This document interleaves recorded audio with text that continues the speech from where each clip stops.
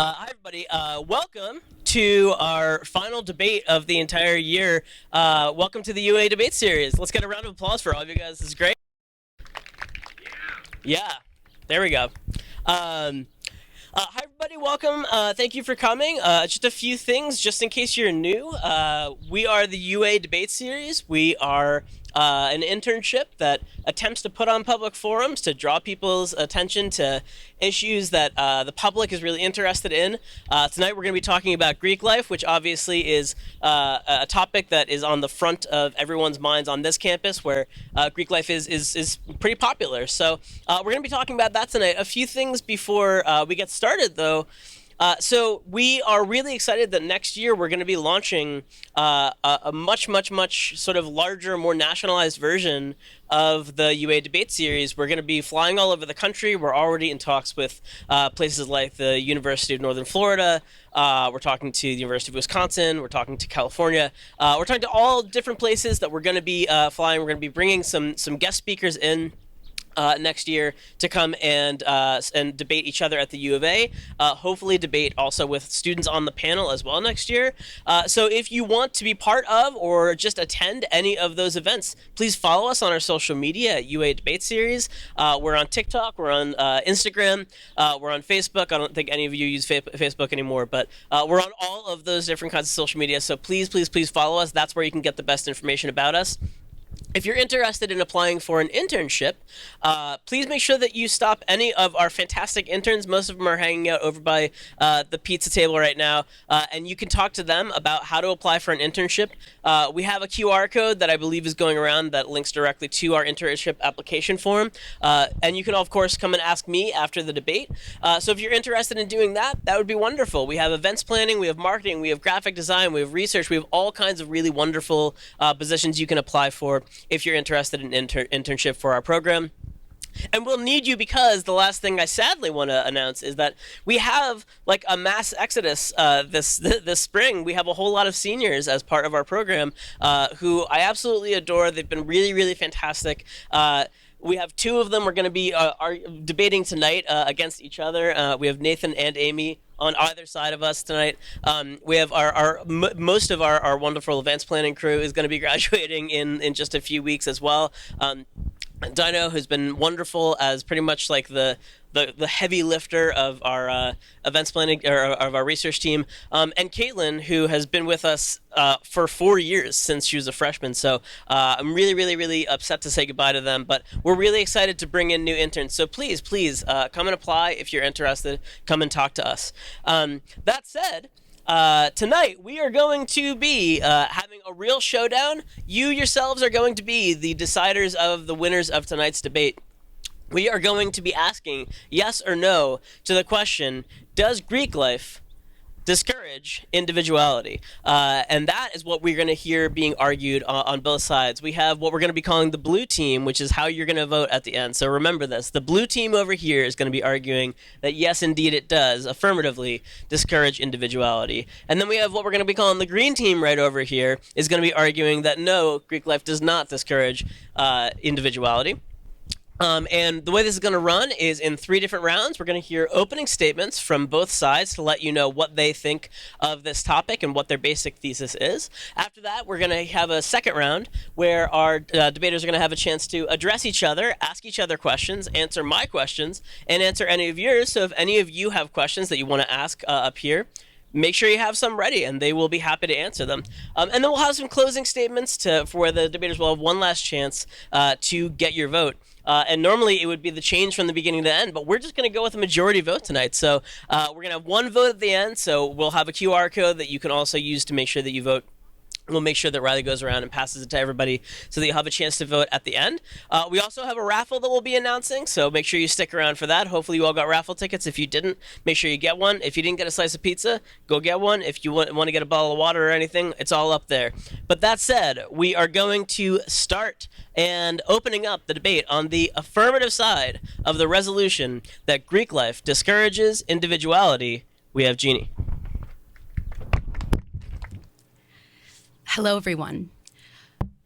First and foremost, I would like to start by stating that I don't believe that all Greek life members are the exact same. Each and every one of the individuals involved in these associations brings something different to the table. However, the lifestyle that comes along with being a part of a Greek organization tends to paint the same narrative with slightly different designs. No one up here today is arguing whether or not Greek life should be abolished. We're simply debating on whether or not members are capable of becoming unique and special individuals, regardless of their attachment to the Greek alphabet. College should be a place where students have the opportunity to find themselves in their personal beliefs. Yet certain individuals find themselves in a predicament between conformity and lack of self-identity. Members of Greek life belong to a society that has written in pavement a specific avenue of life that they must lead in order to sustain a history of legacies that stand before them. As for my points of contention today, I will be elaborating on 4 main areas of error that come with the absence of individuality between fraternities and sororities.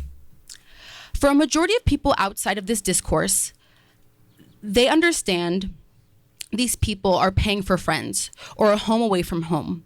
My argument is why? Why can't these people learn the ropes through other avenues? Why must they subject themselves to 21st century totalitarianism? Statistically speaking, Greek life has done more harm than good, and in this day and age, I believe that students deserve more freedom to speak their mind, to post whatever they want at their leisure, and to join the adult generation as impactful, distinctive, and unattached individuals.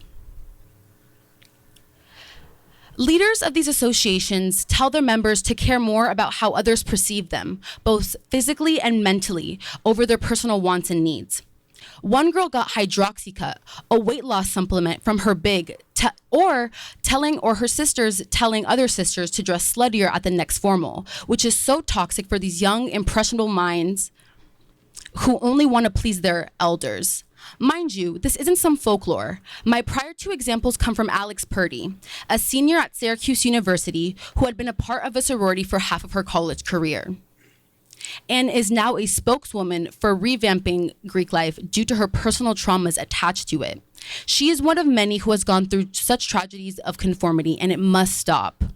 Within the Greek society, members are built on the foundation of being a part of a family. And within this construct is where many of these conforming ideologies originate. Because of this, many individuals are seeking a safe place, seeking a place to be seen and to belong. Seek to belong.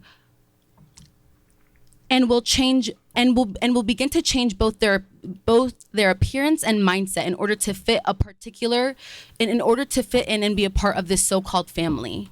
I'm not discounting the real and genuine relationships that blossom. However, I am questioning the lack of personal development that comes along with trying so hard to fit this picture-perfect facade that many of these people try their hardest to achieve.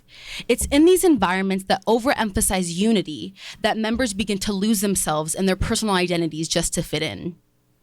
Another thing that I would like to touch on is the role that socioeconomics have to play in who can actually be a part of these organizations. And specifically, what kind of financial adversities low-income individuals face when trying to rush. To better understand the dollar amount that is attached, I analyzed the major sororities and fraternities here on campus to gauge how much it would cost on the University of Arizona Greek webpage. And as someone who comes from a low-income household, these numbers were shocking. You're looking to spend on the low end, roughly $700, and on the high end, over $3,500. How can so many of these associations preach togetherness and focus on diversity and inclusion with such a white price tag attached to them all? The icing on the cake is that there are very few scholarships available and very mediocre payment plans available as well. And as a result, only a very specific and financially comfortable individual would have the luxury of being involved in an experience like this.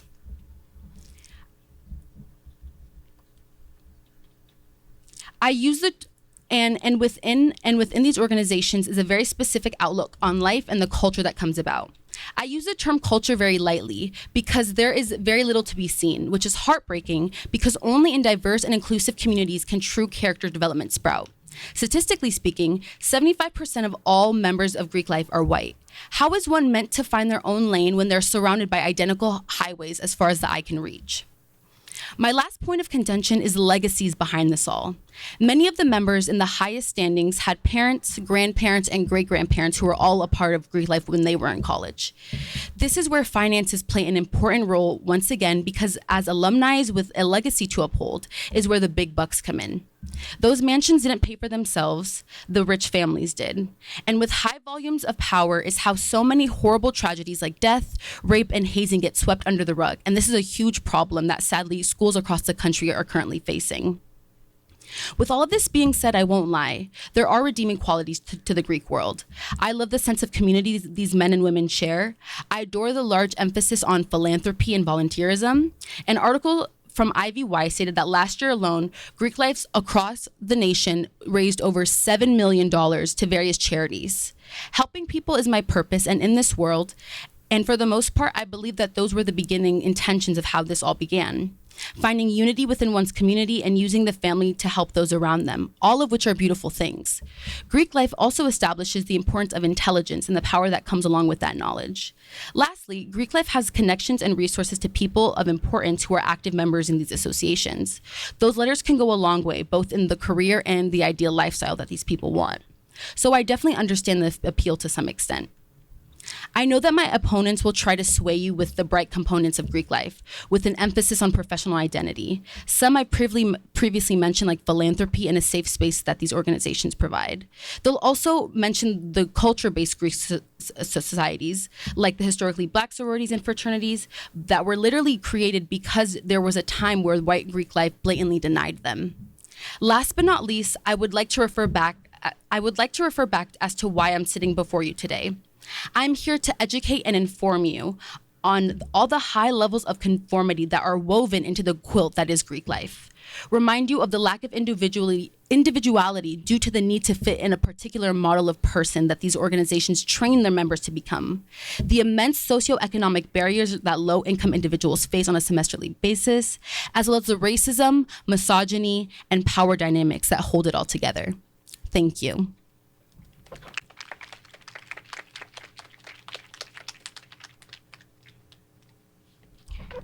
Thank you so much, Jeannie. And opening up the debate on the negative side of the resolution that Greek life discourages individuality, we have Ananya. Thank you, everyone, for your presence today, especially Ted, my partner, Amy, the affirmative side, UA Debate Series members, and my lovely audience. As we gather here today to discuss the topic, Greek life discourages individuality, Amy and I stand here before you to argue against this statement. When we heard we had to negate the topic, we were sure to lose this debate because we couldn't even convince ourselves. However, this evening, we firmly believe that Greek life not only allows for individuality, but also encourages it time and again. In the next few minutes, please allow us to present to you our research, arguments, and evidence that support our stance and made us change our minds. I totally agree with Jenny as she described Greek life as a social organization, such as fraternities and sororities associated with college campuses, and being known for their shared values and traditions. But here's what more I would like to add to it. The claim that Greek life discourages individuality is a common one. But it is important that we approach this issue with an open mind and consider all the evidence. My opponents today, after citing some examples, will ask you to consider some flaws of Greek life as a final testimony to discouragement. But I am requesting you to think tonight deeply about what discouragement is. Let me explain to you by an example. Look at our Constitution. Is it perfect? No, there are sometimes some failures. In those conditions, do we say that it discourages justice? No. We hold hope and improve. We improve by creating new reforms. That's all I am saying tonight. Greek life was formed with an intention of personal as well as communal well-being. With time, it has come across some flaws but has constantly fought against it and is continuing to fight to stay true to its mission. Be it elimination of hazing rituals in 2017 at the University of Michigan, or diversifying membership as in the case of Delta Sigma Theta sorority and Alpha Phi Alpha fraternity. Be it emphasis on community service and philanthropy as recorded by North American Intrafraternity Conference, or mental health support as in the case of Delta Gamma fraternity's partnership with JED Foundation to provide mental health resources. Greek life provides a unique platform for individuals to express their unique identities and qualities. Greek life has its values, missions, and goals. And yes, every member contributes to achieving these goals, but also while retaining their individuality, just like in a family. These organizations foster a sense of community and belonging, allowing individuals to showcase their strengths, talents, and diverse backgrounds within them. Greek life also promotes diversity and inclusion, which is essential in celebrating individuality. A survey conducted by Gallup found that college graduates who were members of a fraternity or sorority reported higher levels of engagement in work and community than those who were not affiliated with Greek life. This suggests that Greek life fosters a sense of individuality and engagement in members. These organizations welcome people from different cultures, races, genders, and orientations, creating an environment that encourages acceptance and celebrates differences. Members of these organizations work together, respecting each other's opinions and ideas, which results in a diverse and inclusive atmosphere that values individuality. A study published in the Journal of College Student Development found that students who were members of Greek life reported higher level of self-esteem and leadership self-efficacy compared to non-members. The leadership positions at chapters require members to exhibit critical thinking, decision-making, and problem-solving skills. This suggests that Greek life encourages members to develop their unique identities and styles, which in turn promotes individuality. In conclusion, while the claim that Greek life discourages individuality is a complex one, it is important that we examine the issue from all angles and consider the varied experiences of those involved in these organizations. We accept that there are some flaws to Greek life, but there are also many opportunities of self-discovery and leadership that should not be overlooked. So tonight, I would like to request you to think and vote in negative's favor. Tonight, you can believe that there is something wrong and still vote for us, because encouragement is not in reaching perfection, but in striving for it. Thank you.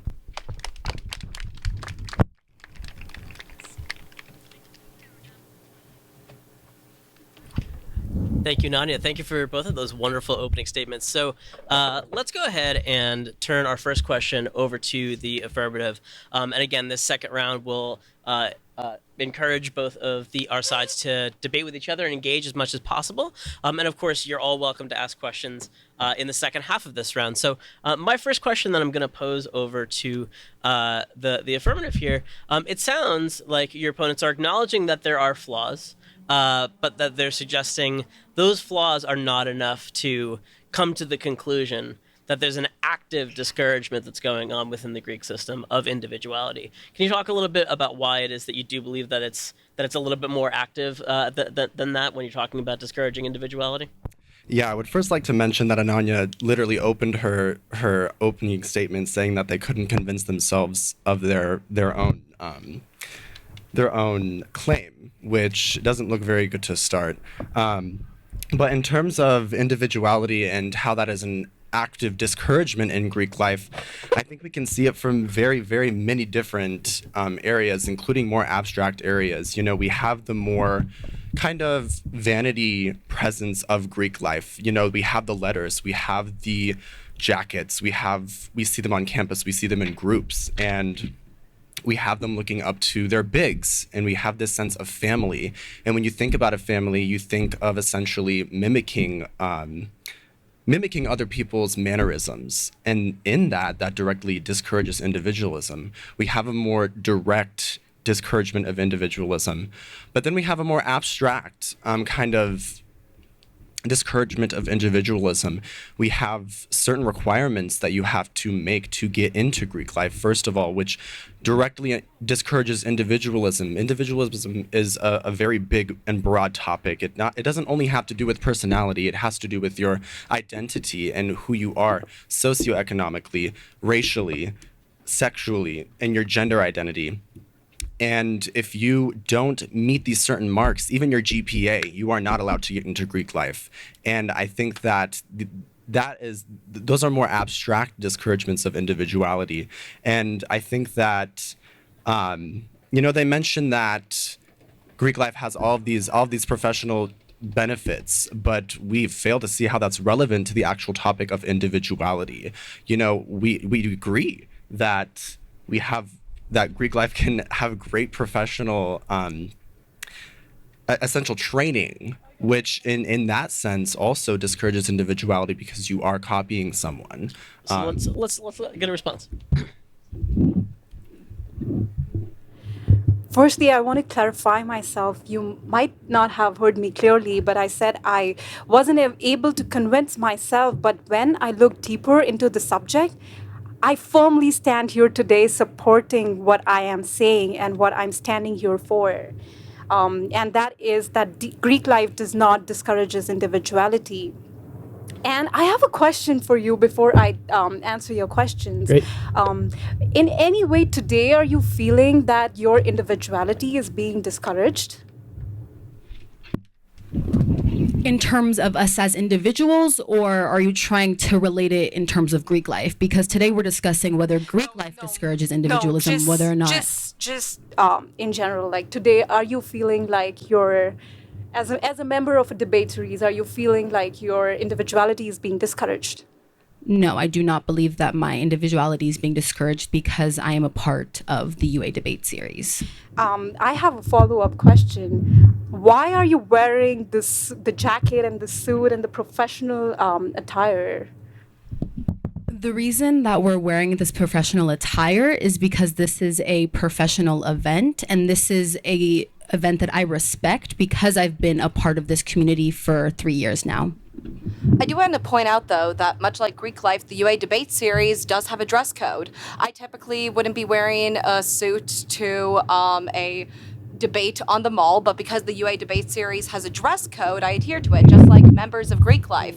In fact, even while adhering to this dress code, my partner and I, Ananya, have still been able to express our individual styles. For example, the dress code tonight was to wear business casual, as you can see the two of us wearing, and yet despite that, you can see our individual personalities come through and the choices that we make, despite the fact that our overall appearance is being shaped by our membership in a group. The reason that we're dressed professionally is because an Oxford-style debate is meant to have professional dress. It has nothing to do with the UA debate series as a singular entity.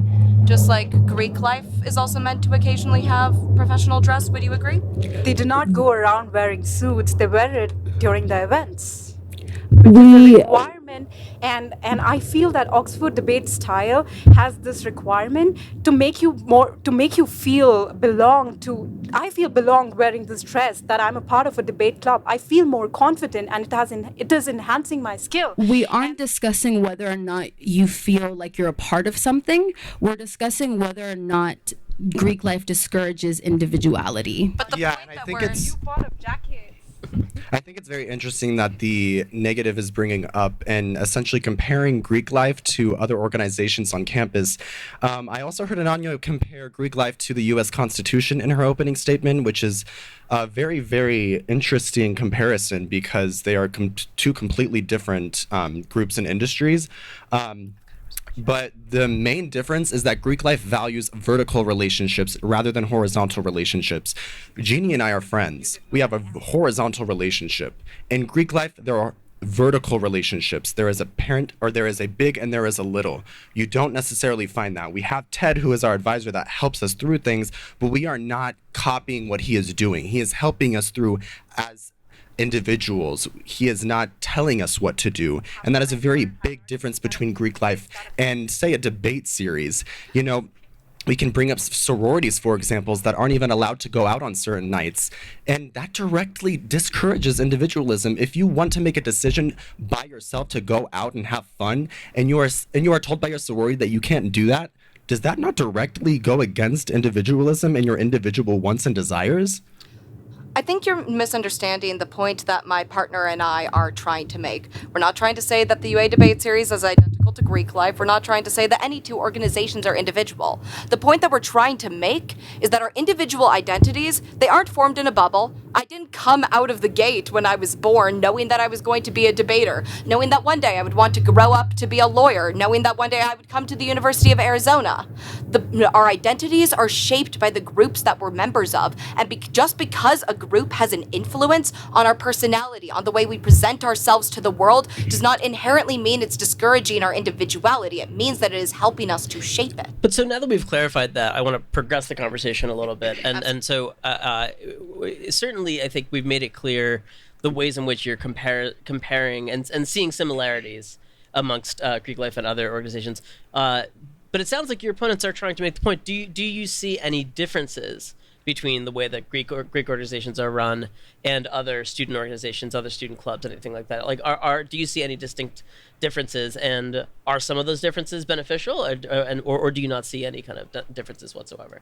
Yeah, I'm not going to claim that all of these organizations are structured identically. There absolutely are differences in how members conduct themselves and where they find their role models. But honestly, I think that within Greek life, those differences can honestly be very beneficial. Think about the way that humans learn even from birth. We learn by mimicking the people that we respect, the people that we admire, the people that we find similarities in. That doesn't mean that we become carbon copies of them. It means we look up to the people that we respect to influence ourselves and to find traits within us that we may not have been able to express before. Having a role model doesn't mean that you become them, which I think is the point that you were trying to get at with the big and little comparison. It means that you have someone to look up to, someone to aspire to. And on you go ahead. And also, you brought up a point that they have a big and there's a hierarchy, but I don't see where hierarchy is a bad thing, because we have hierarchies everywhere. There's always a boss, and I think that's how like things work. There's look at the example of an office. When you go, there's a hierarchy that you follow so that things work in a good way. For example, even in our family, our parents make a decision because they have been there for a long time. They understand the mission, they understand the goal. But that doesn't mean that you are not allowed to express yourself. If you work in a corporate sector, you have a boss, but at the same time, there's a mission, there's a group mission that you're working towards, but that doesn't mean you cannot achieve your personal goals. So to jump off of that, I do want to pose the question to you. How exactly are these hierarchies going to discourage individuality in your mind?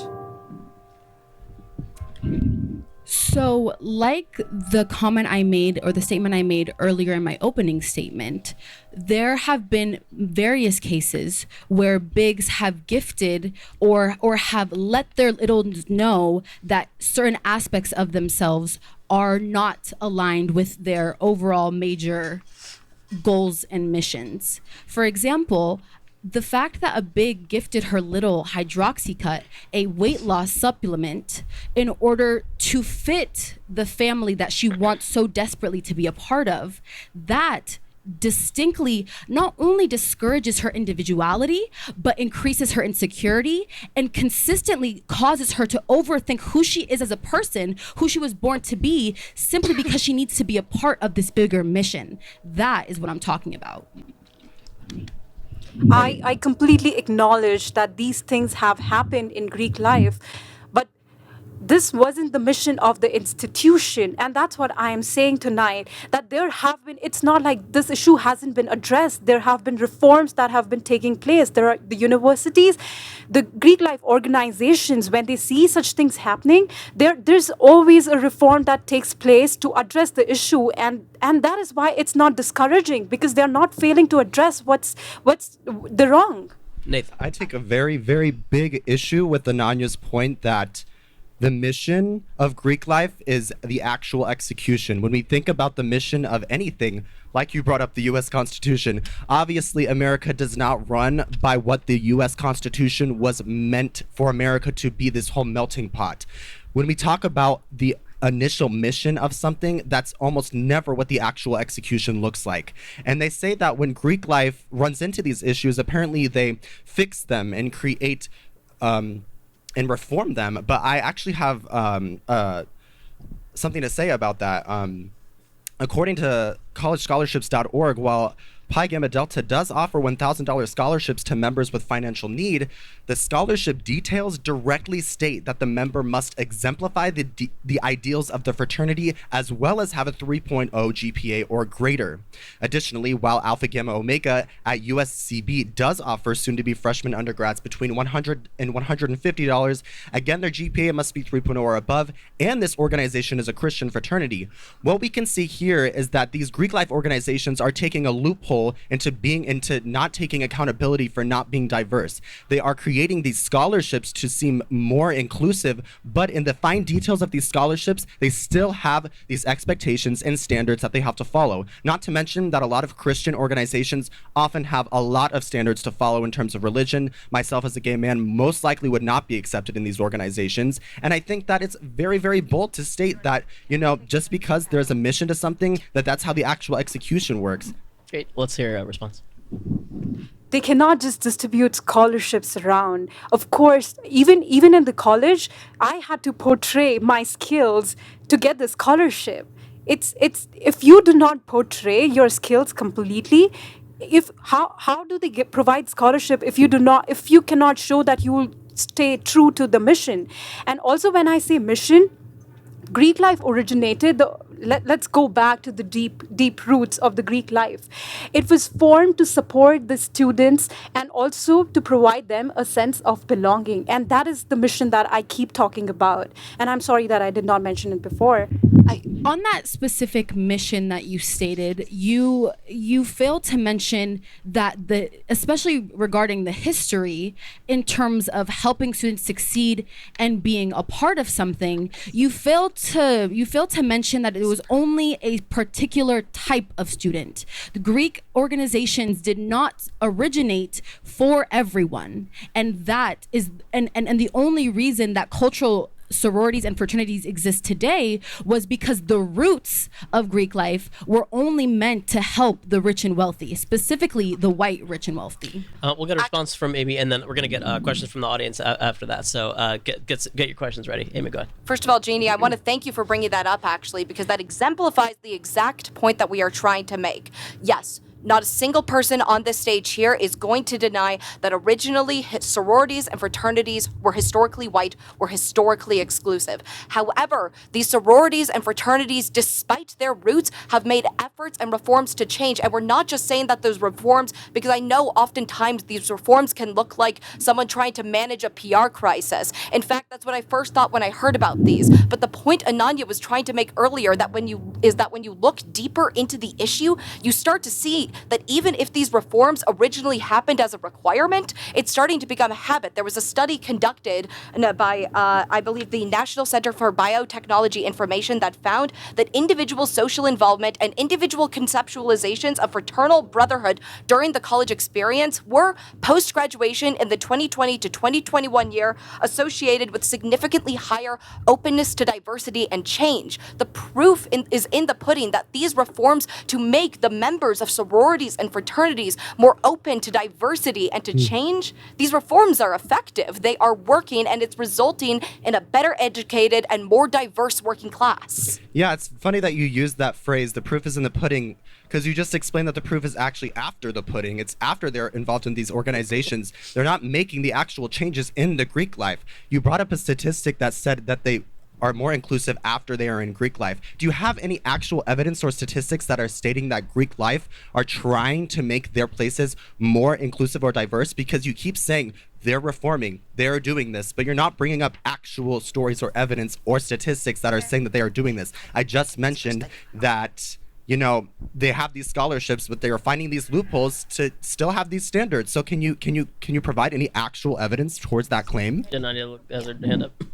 Yeah, I believe you're actually misunderstanding my study. The study I brought up specifically was conducted of senior members of fraternities who were about to graduate, who showed significantly higher openness to diversity and change than members who were surveyed in the 2018 to 2019 graduating classes and the 2019 to 2020 graduating classes. I don't think it's an accident that this rate is also increasing as sororities and fraternities start to implement DEI chairs to promote diversity. And then I believe Ananya had something that she wanted to add. Yeah, I just want to give you the examples. I also mentioned it in my opening statement, what they have done for diversifying, but also for diversifying membership. Delta Sigma Theta sorority has a special interest group for LGBTQ plus students, and also to make it more inclusive. NPC has launched an inclusive language program, which is called Anonymous Agreements, which just means that the more inclusive languages, the use of more inclusive languages should be used. And also, I also want to prove that these reforms that have been taking place, it's not just the reforms, they are being effective. I have a statistics from National Center of Campus Safety in 2019. Between 2013 and 2018, a number of hazing incidents reported to the organization decreased by 58%, more than 50%. It decreased by 58%. So these reforms are even effective. All right, we're going to get some questions from the audience. Who's got some questions for our debaters up here? So just a question for anyone who couldn't hear and for the cameras is, are these reforms only hazing related, or are we talking about reforms of the overall system? That's what we're asking? Yeah. So we have reforms for Greek organization has a mission, and every time it sees the flaws, they work their best to address this. There are reforms for elimination of hazing rituals, diversifying membership, emphasis on community service and philanthropy, and mental health support. Response? Yeah, I think it's interesting that I thank you for asking that question, because just because hazing has gone down doesn't mean that it doesn't discourage individualism. You know, I think that there's a lot of horrible things that happen in Greek life. For example, fraternity men are 300% more likely to sexually assault a woman than non-affiliated classmates. Additionally, for women in sororities, it was reported that they are 74% more likely to be raped than other college women. The rape culture that is created in Greek life is normalized within fraternities, and men can avoid accountability oftentimes through familial legacies that are able to swipe these horrible tragedies under the rug. Collectivism is the reason why rape culture is excused, and this collectivism is not concerned with the intricacies of individual actions and far less the actual human rights of women. Response?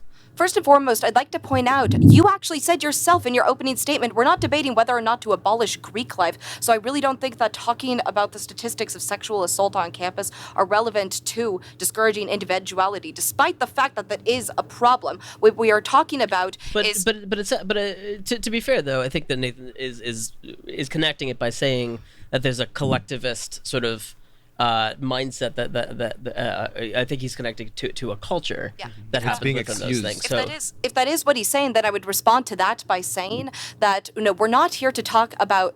What we're here to talk about is whether or not Greek life itself, the organization, is discouraging these actions that discourage individuality, or whether or not they are encouraging them. And everything we have shown tonight shows that the organization of Greek life is working to change the culture of these fraternities, of these sororities, to make them more accepting to individuals. In fact, actually, I went on to the website for the Pan-Hellenic organization, and the fraternities and the sororities that they reward the most are the ones that follow these reforms, that engage in philanthropy, that promote diversity and inclusion within their members. We have to look at what Greek life is trying to move towards to, not what they used to be. Pan-Hellenic, just for anybody who is unfamiliar with the term, is the governing body for all sororities. Yeah. Okay.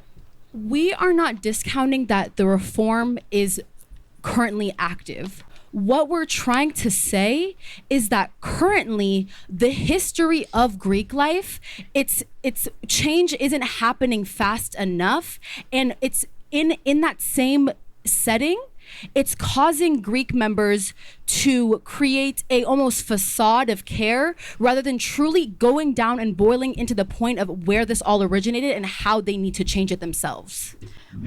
When you said that change isn't happening fast enough, do you agree that change is happening? If 75% of all Greek organizations are still white, I do not think it's happening fast enough, no. But it was reduced by 57%. The racial aspect was not decreased by 57%. The 57% that you mentioned pertain to I think something even else. if they are attempting to try to change the things, that itself doesn't look discouraging to me. At least they are trying, and and one day they will achieve what they are trying to achieve. Everything is not perfect. Greek life originated with a mission, but some flaws came in. But that doesn't mean they're not doing anything to address the thing. And that's why I keep repeating it, that all these reforms are happening only to address the problems that they have encountered. So even 55% change, 57% that change that has come, one day it's going to be 100%. But do you think that it's discouraging that it's changing? Good response. Yeah, I wonder where you found that statistic. I just think it's interesting that you continue to bring up the mission of Greek life, and when it started however many years ago. Obviously, that's not how it is still in effect. And just because something is attempted does not mean it was attempted correctly, and does not mean it is actually working. And I want to hint back to the sexual assault. While it is a more sensitive topic, I want to kind of clarify what I was trying to say with that. When a victim is involved, the victim's individualism is directly encouraged. This is the more abstract argument of individualism that I was hinting at earlier. When someone is raped, their own identity is not being considered. They are being directly objectified, and their individualism is being directly discouraged by being assaulted. The perpetrator is not recognizing the victim's individualism, but rather seeing them as a means to sexual pleasure. And to continue on to that, you guys continue to refer to whether Greek organizations as a whole discourage individuality, and that is what we are saying. However, Greek organizations cannot be Greek organizations without their members, and we need to include what their members' actions are and how it affects the Greek society as a whole. But today's debate isn't about the individual members of Greek life. It is about Greek life as a whole. Whether or not the culture is trying to change, whether or not the culture is trying to encourage individuality. And that is precisely what every piece of evidence we have brought to you today shows. Yes, there were problems in the past that still need to be corrected. And absolutely nobody here is denying that sexual assault is still a problem within not just the culture of Greek life, the culture of college campuses as a whole. In fact, it's even still a problem it's even still a pervasive problem on the University of Arizona campus. But that doesn't mean that the University of Arizona as a whole is discouraging individuality. What it means is that there's still more work that needs to be done to change the culture of individuals. In order for culture to exist, Amy, there needs to be people. People create culture. People cause actions. That it's all in one. It's all a whole thing. You can't separate what the mission was. You can't separate what their intentions were to the culture and the people within that culture, the people that create that culture. And the debate, we're not debating if Greek life is trying not to discourage individualism. We are debating whether it is or is not. The attempt or the trying is not a part of our resolution. So just very quickly, I because I don't want to get too sort of resolutional here, and I want to make sure that we're running out of time, but I do want to make sure there's one last topic that was brought up that I think we haven't yet addressed, and I do want to make sure that we have time to address it, which is Greek life's connection to the professional world outside of the university after students graduate. I think, Anand, I think you were the one who had brought it up in your opening. So can we talk a little bit about, and we'll start over here, how it is that Greek life connects to the professional world in terms of individuality? Is Greek life creating, in other words, individualistic leaders of tomorrow in the professional world, or are they trying to discourage that and sort of make them part of a collective even as they graduate into the professional world? Yes, absolutely. when we look at the corporate world, employers usually look for the people who are involved. And when we talk about Greek life, it provides platforms to people to showcase their skills and also identify their unique styles. 58% people, according to a research from Morning Consult, said that they would like some kind of they would employ a person who has some kind of employment. And that's what I was saying, that Greek life gives that platform to the people. I also want to add on to that by talking about the different outcomes of people who are members of Greek life versus people who aren't. A study from Carnegie showed that students who are a part of Greek life are actually 20% more likely to graduate than their peers and go on to be happier and more successful. If, as the opposition has continually said tonight, that a lack of individuality does lead to being unhappier in your day-to-day life, then this couldn't necessarily be true. People who are able to express their individuality and their own personas go on to be happier in life, and so do members of Greek life. Response? We are not discounting that Greek life can provide good things. That's not what we're trying to discuss here today. What we're specifically talking about right now is the professionalism factor of Greek life, where currently 80% of all top execs are members of Greek life. That is not a direct result of them encouraging individuality. It's a direct result of nepotism and the consistency of wanting the same type of people, to the point that in job application processes, they specifically pick out Greek letters simply because of their association, not the people themselves. Sorry, can I ask where you actually got that information from, that people are choosing employees solely based on what fraternity and sorority they were a member of? Not what type of sorority or fraternity that they were a part of. It says that according to the fraternity advisor, they were all members of Greek organizations during college. Fraternities and sororities help these young women and men, cultivate leadership skills, etc. But the website that I found it from Wait. Can we go back to your last statement? Fraternities and sororities help them cultivate these. Can you repeat your statement, please? No, that the statement that I just said was not what I meant to say. I apologize. What to respond to your question, the website that I received it from was from NCBI. So yes. So you're saying that 80% of the people are 80% of the people who are part of fraternities and sororities do well. Well, yes, because they have a platform where their skills are honed. I mentioned that 85% of the Fortune 500. I'm talking about business executives. I'm not talking about. Yeah, but do you have a proof? Do you have a proof that these have been unfairly appointed, or is it just solely based on their skills and abilities? I'm saying that in the research process, like in the application process, there's code for certain companies to simply pick out Greek lettering. That's what I'm trying to Well, what your research says is 80% of the people on the top executive positions are members of Greek life.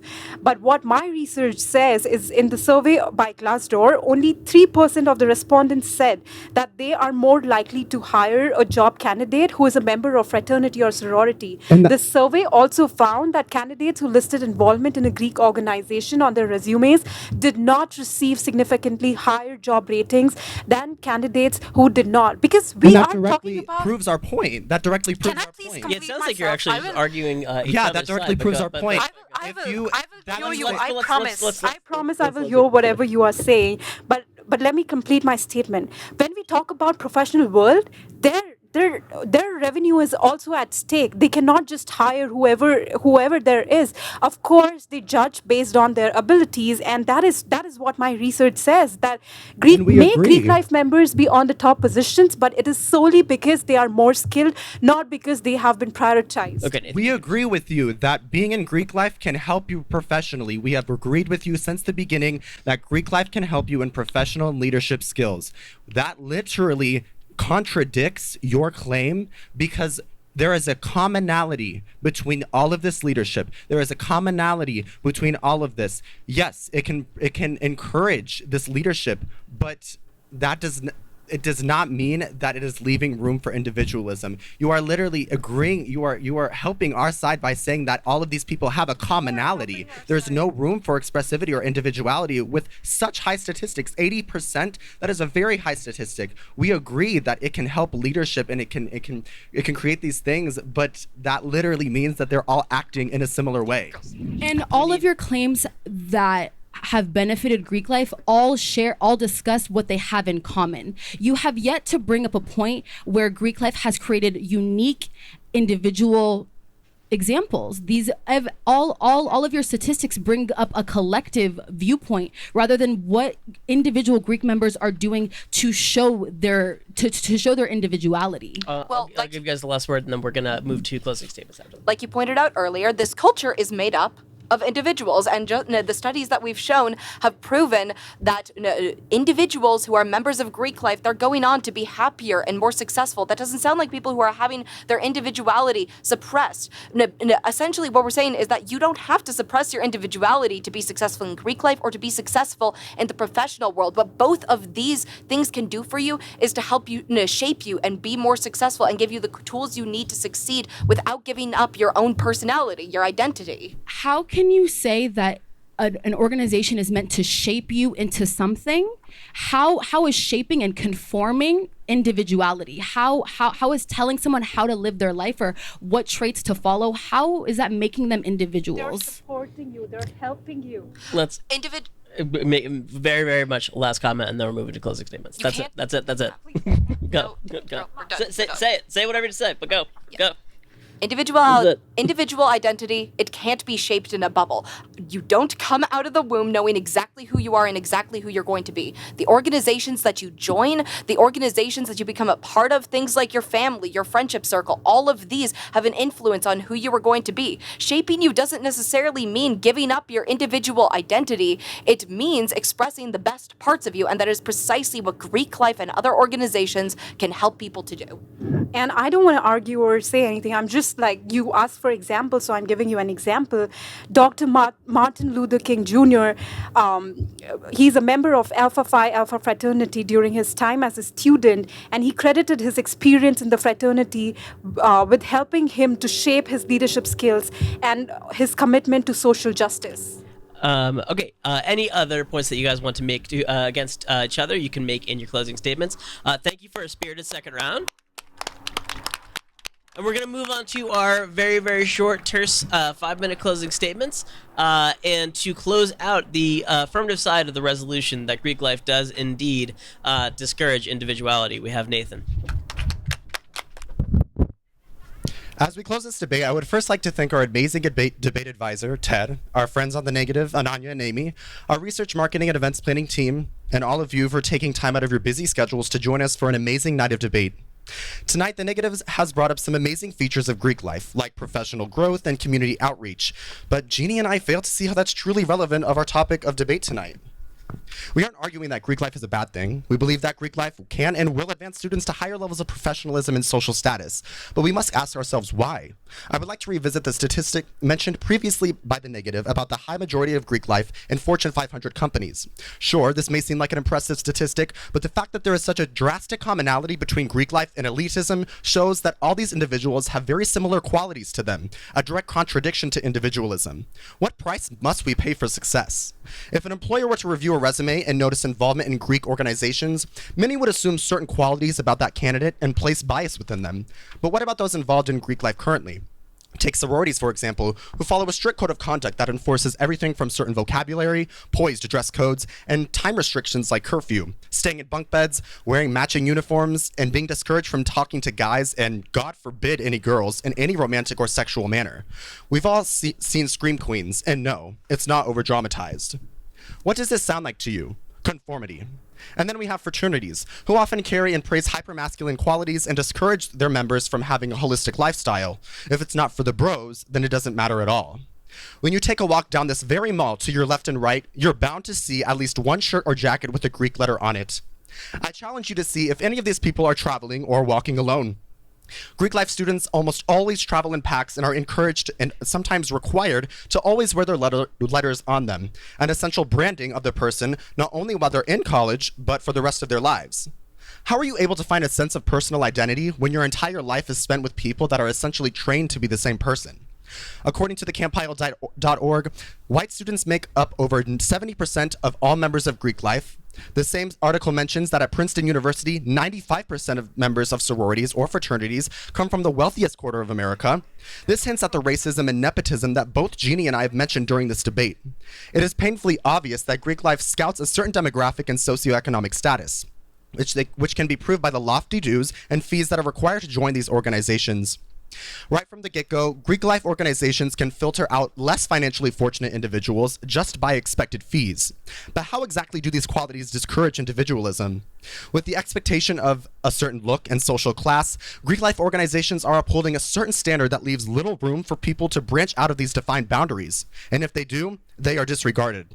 Additionally, I would like to add that race and sexuality are part of someone's identity, and if Greek life organizations hold bias towards certain races and sexualities, then they are discouraging people from living their identity, and overall discouraging individualism.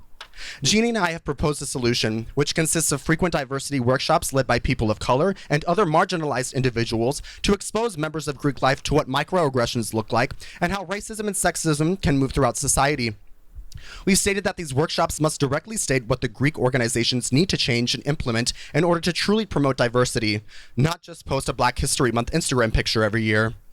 I want to close today by referencing the social psychologist, Professor Harry C. Trandis of the University of Illinois, who states that features of individualism include independence and autonomy, and favor relationships that are egalitarian and horizontal, like I mentioned earlier, such as friendships or marriage. The goals of the individuals take precedence over the group goals. He explains that collectivism tends to value interdependence and vertical relationships, like parent-child, similar to Bigs and Littles. He explains that collectivist relationships are often involuntary and long-term, and individuals are willing to forego personal goals if they conflict with group goals. Sound familiar? Distinctions between in-groups and out-groups are clearly defined. While collectivism strongly encourages cooperations within the in-group, out-groups are looked on with suspicion. According to Wiktionary.org, Greek life organizations have coined the term GDI, an acronym standing for Goddamn Independence, to refer to people not affiliated with Greek life organizations. Having this type of exclusionary mentality directly shames students from being themselves and relying on their own autonomy. It supports the idea that those that aren't in Greek life are less than, and that being independent is a negative thing, a mentality that directly contradicts individualism and praises collectivism. It is nearly impossible to have both individualism and collectivism live together in harmony. The negative today has mentioned that they favor collectivist ideals. But my question for them is, how does that not directly contradict individualism? Thank you. Thank you so much, Nathan. And closing out not only the negative side of the resolution, not only the resolution itself, but our entire academic year of debate, we have Amy. Good evening, everybody, and thank you for joining us tonight. Tonight's debate certainly has been a heated one, and for good reason. The topic of whether Greek life discourages individuality is a controversial one, not just because of the presence of Greek life on our campus, but because as college students, we have all struggled to form our individual identities and to figure out what makes us unique.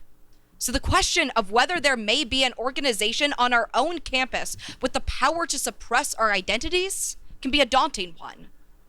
But as you consider tonight's resolution for the final time, I want you to think about how each and every one of you came to find out what your identity is. Our identities aren't formed in a bubble. Humans are by nature social creatures. I personally define myself as a student, as a PPL major, as a debater, and as a friend. But all of these parts of my identities have one thing in common. They're based on my relationships to other people. Now, my opponents may claim that the members of Greek life all have similar traits because Greek life has pressured them to conform, but I want to present you with an alternative view on it.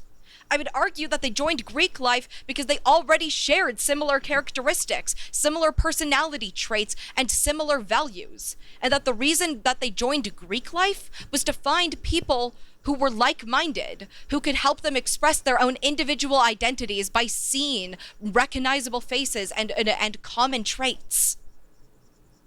Greek life allows them to find a community that can help them to find their identities and build their self-esteem. And clearly these methods are effective considering just how many success stories you've heard from Greek life tonight. Students who are a part of Greek life are 20% more likely to graduate than their peers, and they go on to be happier and more successful later in life. Now, one of the biggest points of contention tonight was whether Greek life can ever truly be reformed, or whether it will always be exclusionary. Now, I admitted myself, no one here can deny that sororities and fraternities have historically been exclusionary. However, throughout the course of my partner and I's research, we found not just that Greek life is trying to change, but that these reforms are working. What was once maybe a requirement is starting to become habit for their members.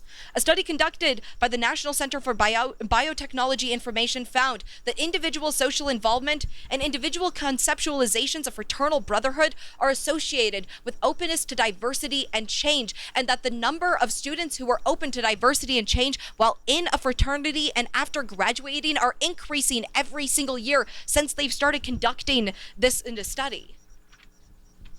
What the study shows us is that Greek life doesn't just help their members to develop their own individual identities. It also encourages their members to be open to identities that differ from their own, even if this wasn't always the case. Tonight, we're not debating what Greek life has done in the past. We're debating what its present is and what its future can be if it continues on this trajectory. And the truth is that its future is an openness to diversity, an openness to individual identities that may differ from their own. If that study isn't enough to convince you, and it very well may not be, I want you to consider another example of reform, the University of Arizona. Our university has struggled with socioeconomic diversity, and it continues to struggle with it today. But that doesn't negate the benefits of a college education, or the fact that everyone should have access to it, and that with the right reforms, they can. It's the same thing for Greek life, because if we had abolished institutions like the University of Arizona, rather than trying to reform them, millions of students would have been robbed of the benefits of a college education. In the past, fraternities and sororities may not have been open to everybody. No one on this stage will deny that. But with the reforms that have been made, now students, regardless of their socioeconomic background, can reap those benefits and can find their own individual identity. When you consider tonight's resolution, I want you to think about your own individual identity and the people and the groups that shaped it. Did they suppress your identity? Or did they help you figure out who you are? There's clearly still more work to be done on Greek life. There's more work to be done on our own campus. But the truth is that Greek life is a valuable opportunity for students to find their voice, to find their identity, and succeed after graduation. Thank you.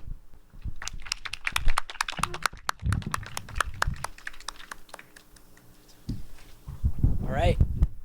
Thank you, Amy. So now we are going to take our vote to find out who ended up winning. I think that we have a QR code that has already been passed out. Great. So if you could scan that QR code and you can go ahead and vote. Again, we have the blue team is right over here arguing in the affirmative that indeed Greek life discourages individualism. We have the green team over here who are arguing against the idea that it discourages individualism. So go ahead and vote. And as you are voting, we're going to go ahead and announce the winners of tonight's raffle. I don't know who has the tickets, but whoever has the tickets, come on up. And oh, great. Thank you. Thank you, Riley. Okay, we have two different things, right? Riley? Okay. Tonight, our prize is going to be a gift card to Gentle Ben's right here on University. We thought it would be appropriate considering the topic of tonight's debate. And that said, tonight's winner is Alex Ceballos. Is that right? Did I say that